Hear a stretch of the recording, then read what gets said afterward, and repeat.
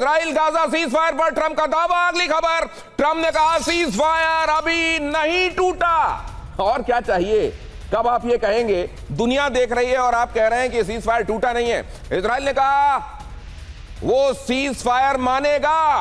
Trump ने इस बात पर भी जोर दिया कि इजराइल से हमने बात की है और वो सीज फायर मानेगा।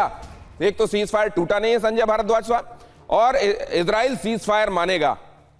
देखिए, मुझे ट्रंप का तो चलो उनकी क्या मजबूरी है, क्या इंटरनेशनल प्रेशर है कि आप सीज फायर की तरफ जाइए, लेकिन ये बात पक्की इसमें साबित होगी कि ये एक तरीके से मैनेज्ड, जो आपने एक वर्ड यूज किया, quick cease fire, quick fix और फिक्स्ड, उसमें फिक्स जो आपने कहा, मुझे लगता है कि हॉस्टेज को रिलीज कराने का एक तरीके से एक इंटरवल दिया था कि हॉस्टेज जो इजरायली हैं उनको रिलीज कर दो और कुछ हॉस्टेज को आप जो फ़लस्तीनी उनको छोड़ दो और बाकी जो इजराइल कर रहा है वो करते रहिए। मुझे लग रहा है अंदर द टेबल ये डील हुई है और ऊपर से दुनिया को दिखाने के लिए, चूंकि आप देखिए यूरोपियन कंट्रीज खड़े हो गए कि फ़लस्तीन को हम रिकॉग्नाइज कर रहे हैं, कनाडा कह रहे हैं हम फ़लस्तीन को रिकॉग्नाइज कर रहे हैं, तो एक प्रेशर माउंट हुआ। उसमें मुझे लगता है ट्रंप को कहीं से लगा कि कहीं इनके हाथ में, दूसरों के हाथ में नोबेल प्राइज नहीं चला जाए, ये तो मेरे पास ही होना चाहिए, इसलिए उन्होंने क्विक सीज फायर कराने का नेतन्याहू पे दबाव डाला, लेकिन वो सस्टेनेबल नहीं हुआ, खत्म हो गया। और आप देखिए कि सिर्फ ह्यूमैनिटेरियन कंसर्न्स को ही एड्रेस किया गया कि चलो कुछ रिलीफ पैकेज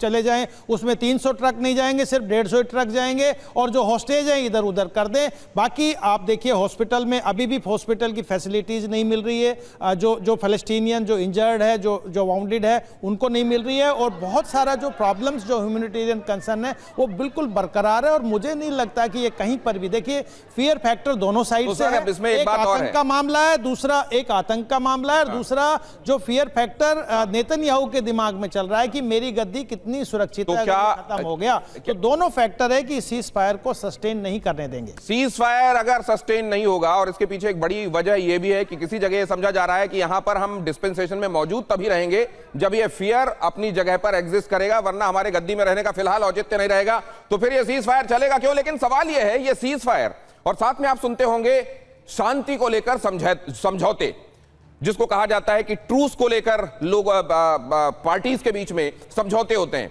शांति समझौता और ये जो कहा जाता है कि ये इस तरीके सीज फायर, क्या ये एक ही जैसी चीजें होते हैं या फिर इनमें बहुत बुनियादी लेकिन बहुत बड़ा फर्क होता है? जरा देखिए, सीज फायर और शांति समझौता, ये दोनों ही मैं आपके सामने रख रहा हूं, और अगर आप ये समझ लेंगे तो आपको समझ में आ जाएगा कि क्या सीज फायर होता ही क्विक फिक्स वाला मामला है।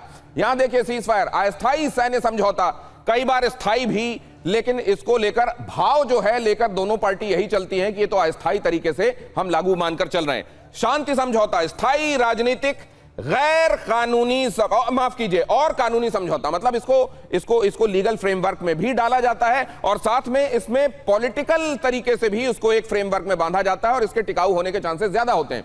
सीज फायर, लड़ाई को विराम देना इसका उद्देश्य है, फौरी तौर पर लड़ाई रुके और तभी तो फिर आगे किसी और समाधान के बारे में और विकल्प के बारे में सोचा जा सकेगा, ये इसका औचित्य होता है। और यहां क्या होता है, शांति समझौता युद्ध या विवाद को समाप्त करना, समाधान की तरफ ले जाना, ये मकसद होता है शांति समझौते का। शांति सीज फायर, कोई इसमें बाध्यता नहीं होती, इसमें दोनों तरफ से ये तय तो कर लिया जाता है कि चलिए हम इस पर आगे बढ़ेंगे, लेकिन कोई भी इस पर कोई बाइंडिंग नहीं होती कि ये निभाकर चलना ही पड़ेगा, वरना उसके नतीजे कहीं थर्ड फ्रंट से कोई गलत या बुरे भुगतने पड़ेंगे किसी भी पार्टीज को। शांति समझौता अंतरराष्ट्रीय या द्विपक्षीय रूप से ये बाध्यकारी होता है, मतलब इसमें ये कि अगर कोई तोड़ता है इसको तो उसको उसका हर्जाना भी देना पड़ेगा, इसकी व्यवस्था, इसका प्रोविजन भी इसमें होता है और इसीलिए यह कहा जाता है। और सैन्य या तीसरे पक्ष की निगरानी में यह होता है, और इधर क्या होता है, अंतरराष्ट्रीय संस्थाओं की निगरानी में इसको अमल में लाया जाता है। और इसीलिए यह माना जाता है कि शांति समझौता ज्यादा टिकाऊ होता है सीज फायर के मुकाबले, शांति वार्ता के लिए माहौल बनता है। जाहिर है, मतलब सीज फायर एक तरीके से वे पेव करता है कि शांति समझौता आखिरकार हो पाए, स्थायी शांति और सीमा पर शांति का समाधान इसमें होता है। कुल मिलाकर ये कि सीज फायर और शांति समझौता दोनों बहुत अलग अलग हैं, और अगर बात शांति समझौते तक पहुंच जाए तो ये मानिए कि अब ये समाधान की तरफ जा रही है, वरना असल में ये होता ही क्विक फिक्स है। तो जनरल मिस्टन, इसके बावजूद ये देखा गया है कि कई जगह तो केवल इस तरीके का सीज फायर का ऐलान ही बहुत लंबी शांति का कारण बनता है, लेकिन हमेशा ऐसा नहीं होता। बिल्कुल दिनेश, हमेशा ऐसा नहीं होता है। एक इसका जीता जाता एग्जाम्पल है 1971 का इंडो पाकिस्तान युद्ध। पहले सीज फायर हुआ और उसके बाद शिमला समझौता हुआ। और अगर मैं बोलूं तो सीज फायर एक प्रिल्यूड होता है, एक मैं बोलूँगा नंबर 1 स्टेप है शांति समझौते के लिए। लेकिन आम तौर पे ये जो सीज फायर के दौरान ही चीज़ें खराब हो जाती हैं। और आपने कई सीज फायर देखी हैं जहाँ पर अनाउंस हो जाता है, लेकिन उसको मॉनिटर कौन करेगा? जब तक कोई इंटरनेशनल पीस कीपिंग या कोई दूसरी एक फोर्स नहीं होगी तो उसमें दोनों तरफ एक दूसरे को एक्यूजिशन डाल के और फिर वो टेम्परेरी सीज फायर वो नहीं रहती है और फिर वो लड़ाई शुरू हो जाती है। तो कहने का मतलब है अगर दोनों पार्टी सीरियस हैं और इंटरनेशनल कंसर्न है तो सीज फायर से फायदा है। उसके बाद वो जाती है शांति समझौते की तरफ, जैसे शिमला समिट है। लेकिन उसके बावजूद भी क्या वो उसका परिणाम ठीक होता है? आज 72 में जो शिमला समझौता हुआ था उसका भी आज परिणाम भारत भुगत रहा है। नहीं तो मेरे को लगता है अगर हम 93,000 जब वो लुटाए थे उनके और हम अपनी शर्तों पे लाइन ऑफ कंट्रोल को इंटरनेशनल बॉर्डर बनाते या जो भी करते, वो नहीं हुआ और आज पाकिस्तान फिर वही कर रहा है जो उसने तब किया था। तो कहने का मतलब है इसमें दोनों चीजें सर, एक तो सूझबूझ जरूरी है और दूसरे दोनों ही पार्टीज को लगना चाहिए कि ये जो रास्ता है ये समाधान के लिए जाता है दोनों के लिए ही। अगली खबर देखिए, क्यों हमको ये लग रहा है कि दुनिया में इस समय कई मोर्चे ऐसे हैं जहां ये सीज फायर चलने वाला नहीं, कम से कम ट्रंप मार का सीज फायर तो चलने वाला नहीं। देखिए खबर, ज़ेलेंस्की पर सीज फायर के लिए ट्रंप का दबाव। अगली खबर, ज़ेलेंस्की की शर्तों वाले मैप को ट्रंप ने फाड़ दिया। बताइए, ये सीरियसनेस है। ज़ेलेंस्की लेकर आ रहे हैं अपनी तरफ से प्रपोजल, वो बता रहे हैं देखिए इन जगहों पर आकर तो रशिया की सेना अंदर बैठी हुई है, ये अगर वापस नहीं जाएगी, हमारा ये इलाका आजाद नहीं होगा, तो हम कैसे इस मोमेंट में कैसे हम सीज फायर के लिए जा सकते हैं। उन्होंने एक नक्शा पेश किया और उसको फाड़ दिया गया ट्रंप की तरफ से। व्हाइट हाउस मुलाकात के बाद खाली हाथ ज़ेलेंस्की। हालांकि ज़ेलेंस्की ने अपनी फेस सेविंग के लिए अपनी डोमेस्टिक ऑडियंस के सामने यही मेंटेन किया है कि ये बहुत फ्रूटफुल रहा और बहुत पॉजिटिव रहा, हम पॉजिटिव अप्रोच के साथ आगे बढ़ रहे हैं। लेकिन हकीकत ये है कि ज़ेलेंस्की की आपको याद होगा कुछ महीनों पहले जिस तरीके से इंसल्ट हुई थी, जहां उनको यह तक टोक दिया गया था कि आप ये क्या कपड़े पहन कर आए हैं, उसी तरीके से इस बार नक्शे को फाड़ कर फेंक दिया गया। और अगर हालात ये हैं, बर्ताव ये है और वो जो सीज फायर करने वाले या वो जो सीज फायर करवाने वाले लोग हैं उनके बीच में इस तरीके के रिश्ते हैं, तो क्या सीज फायर हो सकता है? फिर सीधे सीधे पुतिन को इसके लिए स्क्वायरली ब्लेम क्यों किया जाता है? क्योंकि इसमें तो बहुत सारे लोग हैं जो इसके लिए रिस्पॉन्सिबल हैं कि सीज फायर नहीं हो पा रहा है। यहां पर देखिए, ट्रंप पुतिन बैठक में शामिल हो यूरोप। ट्रंप और पुतिन की बैठक में शामिल होना चाहिए यूरोप। यह भी देखिए जरा, बैठक में होने चाहिए यूक्रेन के प्रतिनिधि। मीटिंग से पहले इमैनुअल मैक्रों की यह मांग। पुतिन के साथ ट्रंप की बैठक का स्वागत मैक्रों ने ये बात भी कही। तो यहां यह भी पता चल रहा है कि देखिए कौन कौन से लोग हैं जो इसमें पार्टी हैं। ट्रंप और पुतिन की बैठक में यूरोप को भी शामिल होना चाहिए। अब सवाल यह है कि इसमें किसको माना जाए कि पार्टी, क्या वो जो सीधे सीधे आपस में लड़ रहे हैं रशिया और यूक्रेन, या इसमें माना जाए कि असल में पूरा यूरोप इस समय पुतिन से मुकाबला कर रहा है, उसको भी शामिल किया जाना चाहिए। और वो जिनको नोबेल चाहिए कहीं पर भी सीटी बजाकर युद्ध रुकवा देने के लिए, क्या उनको भी इसमें एक पार्टी माना जाना चाहिए? संजय भारद्वाज सर, ये तो बड़ा कॉम्प्लिकेटेड है मामला।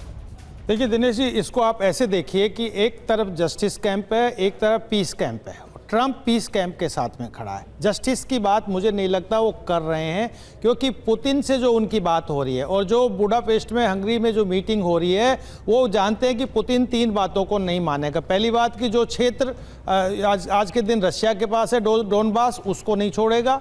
दूसरी बात कि नाटो का मेंबर यूक्रेन नहीं बनेगा। और तीसरा, ज़ेलेंस्की को एक्सेप्ट कर सकता है कि ज़ेलेंस्की रहे, लेकिन चुनाव होने चाहिए। लेकिन सवाल जो मोटा सवाल आता है कि यहाँ पर पहली बात तो कि ज़ेलेंस्की खुश नहीं है कि बुडापेस्ट में मीटिंग हो रही है, क्योंकि वो हंगरी को हमेशा कहता है कि रशिया के साथ, क्रेमलिन के साथ खड़ा हुआ है, पहला मुद्दा। दूसरी मुद्दा कि हमेशा ज़ेलेंस्की चाहता है कि यूक्रेन भी, पूरा यूरोप भी उसमें पार्टी हो, नेगोशिएशन में हो, जो कि मुझे नहीं लगता कि यहाँ पर आइदर पुतिन और ट्रंप इस बात को एक्सेप्ट करेंगे। लेकिन ये बात मान के चलिए कि इस बंदर बाट में ट्रंप अपनी पॉकेट दोनों भरेगा।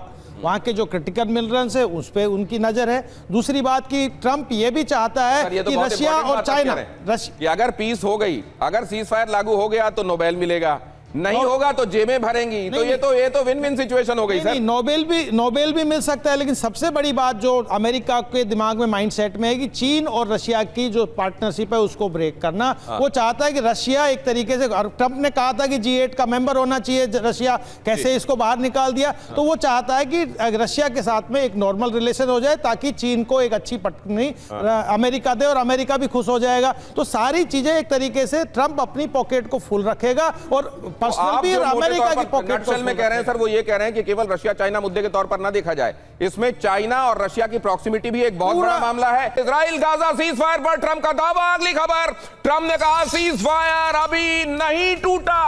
और क्या चाहिए, कब आप ये कहेंगे? दुनिया देख रही है और आप कह रहे हैं कि सीज फायर टूटा नहीं है। इजराइल ने कहा वो सीज फायर मानेगा।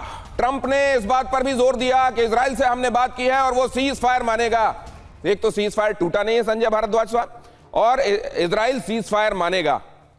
देखिए, मुझे ट्रंप का तो चलो उनकी क्या मजबूरी है, क्या इंटरनेशनल प्रेशर है कि आप सीज फायर की तरफ जाइए, लेकिन ये बात पक्की इसमें साबित होगी कि ये एक तरीके से मैनेज्ड, जो आपने एक वर्ड यूज किया, क्विक सीज फायर, क्विक और फिक्स्ड, उसमें फिक्स जो आपने कहा, मुझे लगता है कि हॉस्टेज को रिलीज कराने का एक तरीके से एक इंटरवल दिया था कि हॉस्टेज जो इजरायली हैं उनको रिलीज कर दो और कुछ हॉस्टेज को आप जो फलस्तीनी हैं उनको छोड़ दो और बाकी जो इजराइल कर रहा है वो करते रहिए। मुझे लग रहा है अंदर द टेबल ये डील हुई है और ऊपर से दुनिया को दिखाने के लिए, चूंकि आप देखिए यूरोपियन कंट्रीज खड़े हो गए कि फलस्तीन को हम रिकॉग्नाइज कर रहे हैं, कनाडा कह रहे हैं हम फलस्तीन को रिकॉग्नाइज कर रहे हैं, तो एक प्रेशर माउंट हुआ। उसमें मुझे लगता है ट्रंप को कहीं से लगा कि कहीं इनके हाथ में, दूसरों के हाथ में नोबेल प्राइज नहीं चला जाए, ये तो मेरे पास ही होना चाहिए, इसलिए उन्होंने क्विक सीज फायर कराने का नेतन्याहू पे दबाव डाला, लेकिन वो सस्टेनेबल नहीं हुआ, खत्म हो गया। और आप देखिए कि सिर्फ ह्यूमैनिटेरियन कंसर्न्स को ही एड्रेस किया गया कि चलो कुछ रिलीफ पैकेज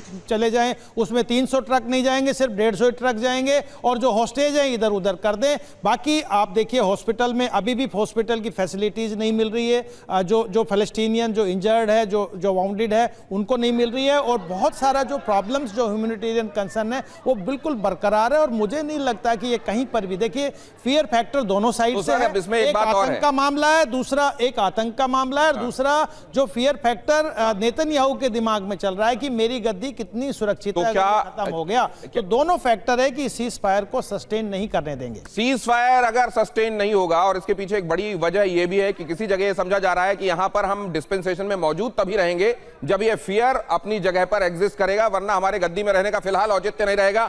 तो फिर यह सीज फायर चलेगा क्यों? लेकिन सवाल यह है, यह सीज फायर और साथ में आप सुनते होंगे शांति को लेकर समझौते, जिसको कहा जाता है कि ट्रूस को लेकर लोग पार्टीज के बीच में समझौते होते हैं, शांति समझौता और ये जो कहा जाता है कि ये इस तरीके सीज फायर, क्या ये एक ही जैसी चीजें होते हैं या फिर इनमें बहुत बुनियादी लेकिन बहुत बड़ा फर्क होता है? जरा देखिए, सीज फायर और शांति समझौता, ये दोनों ही मैं आपके सामने रख रहा हूं और अगर आप ये समझ लेंगे तो आपको समझ में आ जाएगा कि क्या सीज फायर होता ही क्विक फिक्स वाला मामला है। यहां देखिए, सीज फायर अस्थायी सैन्य समझौता, कई बार स्थायी भी, लेकिन इसको लेकर भाव जो है लेकर दोनों पार्टी यही चलती है कि ये तो अस्थायी तरीके से हम लागू मानकर चल रहे हैं। शांति समझौता स्थायी राजनीतिक गैर कानूनी माफ कीजिए और कानूनी समझौता, मतलब इसको लीगल फ्रेमवर्क में भी डाला जाता है और साथ में इसमें पॉलिटिकल तरीके से भी उसको एक फ्रेमवर्क में बांधा जाता है और इसके टिकाऊ होने के चांसेस ज्यादा होते हैं। सीज फायर लड़ाई को विराम देना इसका उद्देश्य है, फौरी तौर पर लड़ाई रुके और तभी तो फिर आगे किसी और समाधान के बारे में और विकल्प के बारे में सोचा जा सकेगा, ये इसका औचित्य होता है। और यहां क्या होता है? शांति समझौता युद्ध या विवाद को समाप्त करना, समाधान की तरफ ले जाना, ये मकसद होता है शांति समझौते का। शांति सीज फायर कोई इसमें बाध्यता नहीं होती, इसमें दोनों तरफ से ये तय तो कर लिया जाता है कि चलिए हम इस पर आगे बढ़ेंगे, लेकिन कोई भी एक इस पर कोई बाइंडिंग नहीं होती कि ये निभाकर चलना ही पड़ेगा, वरना उसके नतीजे कहीं थर्ड फ्रंट से कोई गलत या बुरे भुगतने पड़ेंगे किसी भी पार्टीज को। शांति समझौता अंतरराष्ट्रीय या द्विपक्षीय रूप से ये बाध्यकारी होता है, मतलब इसमें ये कि अगर कोई तोड़ता है इसको तो उसको उसका हर्जाना भी देना पड़ेगा, इसकी व्यवस्था, इसका प्रोविजन भी इसमें होता है और इसीलिए यह कहा जाता है। और सैन्य या तीसरे पक्ष की निगरानी में यह होता है और इधर क्या होता है? अंतरराष्ट्रीय संस्थाओं की निगरानी में इसको अमल में लाया जाता है और इसीलिए यह माना जाता है कि शांति समझौता ज्यादा टिकाऊ होता है सीज फायर के मुकाबले। शांति वार्ता के लिए माहौल बनता है, जाहिर है मतलब सीज फायर एक तरीके से वे पेव करता है कि शांति समझौता आखिरकार हो पाए, स्थायी शांति और सीमा पर शांति का समाधान इसमें होता है। कुल मिलाकर ये कि सीज फायर और शांति समझौता दोनों बहुत अलग अलग हैं, और अगर बात शांति समझौते तक पहुंच जाए तो ये मानिए कि अब ये समाधान की तरफ जा रही है, वरना असल में ये होता ही क्विक फिक्स है। तो जनरल मिस्टन, इसके बावजूद ये देखा गया है कि कई जगह तो केवल इस तरीके का सीज फायर का ऐलान ही बहुत लंबी शांति का कारण बनता है, लेकिन हमेशा ऐसा नहीं होता। बिल्कुल दिनेश, हमेशा ऐसा नहीं होता है। एक इसका जीता जाता एग्जाम्पल है 1971 का इंडो पाकिस्तान युद्ध। पहले सीज फायर हुआ और उसके बाद शिमला समझौता हुआ। और अगर मैं बोलूं तो सीज फायर एक प्रिल्यूड होता है, एक मैं बोलूँगा नंबर 1 स्टेप है शांति समझौते के लिए। लेकिन आमूमन तौर पे ये जो सीज फायर के दौरान ही चीज़ें खराब हो जाती हैं, और आपने कई सीज फायर देखी हैं जहाँ पर अनाउंस हो जाता है, लेकिन उसको मॉनिटर कौन करेगा? जब तक कोई इंटरनेशनल पीस कीपिंग या कोई दूसरी एक फोर्स नहीं होगी, तो उसमें दोनों तरफ एक दूसरे को एक्यूजिशन डाल के और फिर वो टेम्परेरी सीज फायर वो नहीं रहती है और फिर वो लड़ाई शुरू हो जाती है। तो कहने का मतलब है, अगर दोनों पार्टी सीरियस हैं और इंटरनेशनल कंसर्न है तो सीज फायर से फायदा है, उसके बाद वो जाती है शांति समझौते की तरफ, जैसे शिमला समिट है। लेकिन उसके बावजूद भी क्या वो उसका परिणाम ठीक होता है? आज 72 में जो शिमला समझौता हुआ था, उसका भी आज परिणाम भारत भुगत रहा है। नहीं तो मेरे को लगता है अगर हम 93,000 जब वो लुटाए थे उनके, और हम अपनी शर्तों पे लाइन ऑफ कंट्रोल को इंटरनेशनल बॉर्डर बनाते या जो भी करते, वो नहीं हुआ, और आज पाकिस्तान फिर वही कर रहा है जो उसने तब किया था। तो कहने का मतलब है इसमें दोनों चीजें सर, एक तो सूझबूझ जरूरी है, और दूसरे दोनों ही पार्टीज को लगना चाहिए कि ये जो रास्ता है ये समाधान के लिए जाता है दोनों के लिए ही। अगली खबर देखिए, क्यों हमको ये लग रहा है कि दुनिया में इस समय कई मोर्चे ऐसे हैं जहां ये सीज फायर चलने वाला नहीं, कम से कम ट्रंप मार का सीज फायर तो चलने वाला नहीं। देखिए खबर, ज़ेलेंस्की पर सीज फायर के लिए ट्रंप का दबाव। अगली खबर, ज़ेलेंस्की की शर्तों वाले मैप को ट्रंप ने फाड़ दिया। बताइए, ये सीरियसनेस है। ज़ेलेंस्की लेकर आ रहे हैं अपनी तरफ से प्रपोजल, वो बता रहे हैं देखिए इन जगहों पर आकर तो रशिया की सेना अंदर बैठी हुई है, ये अगर वापस नहीं जाएगी, हमारा ये इलाका आजाद नहीं होगा, तो हम कैसे इस मोमेंट में कैसे हम सीज फायर के लिए जा सकते हैं। उन्होंने एक नक्शा पेश किया और उसको फाड़ दिया गया ट्रंप की तरफ से। व्हाइट हाउस मुलाकात के बाद खाली हाथ ज़ेलेंस्की। हालांकि ज़ेलेंस्की ने अपनी फेस सेविंग के लिए अपनी डोमेस्टिक ऑडियंस के सामने यही मेंटेन किया है कि ये बहुत फ्रूटफुल रहा और बहुत पॉजिटिव रहा, हम पॉजिटिव अप्रोच के साथ आगे बढ़ रहे हैं। लेकिन हकीकत ये है कि ज़ेलेंस्की की, आपको याद होगा कुछ महीनों पहले जिस तरीके से इंसल्ट हुई थी, जहां उनको यह तक टोक दिया गया था कि आप ये क्या कपड़े पहनकर आए हैं, उसी तरीके से इस बार नक्शे को फाड़कर फेंक दिया गया।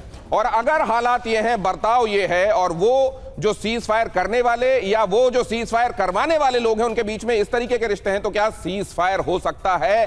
फिर सीधे सीधे पुतिन को इसके लिए स्क्वायरली ब्लेम क्यों किया जाता है? क्योंकि इसमें तो बहुत सारे लोग हैं जो इसके लिए रिस्पॉन्सिबल हैं कि सीज फायर नहीं हो पा रहा है।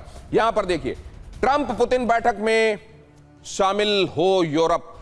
ट्रंप और पुतिन की बैठक में शामिल होना चाहिए यूरोप। यह भी देखिए जरा, बैठक में होने चाहिए यूक्रेन के प्रतिनिधि। मीटिंग से पहले इमैनुअल मैक्रों की यह मांग।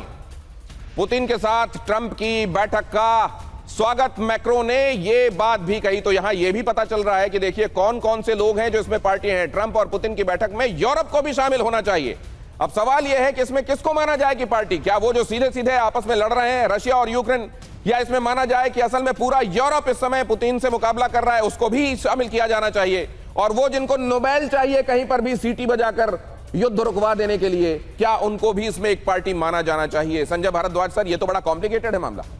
देखिए दिनेश जी, इसको आप ऐसे देखिए कि एक तरफ जस्टिस कैंप है, एक तरफ पीस कैंप है। ट्रंप पीस कैंप के साथ में खड़ा है। जस्टिस की बात मुझे नहीं लगता वो कर रहे हैं, क्योंकि पुतिन से जो उनकी बात हो रही है और जो बुडापेस्ट में हंगरी में जो मीटिंग हो रही है, वो जानते हैं कि पुतिन 3 बातों को नहीं मानेगा। पहली बात कि जो क्षेत्र आज के दिन रशिया के पास है, डोनबास, उसको नहीं छोड़ेगा।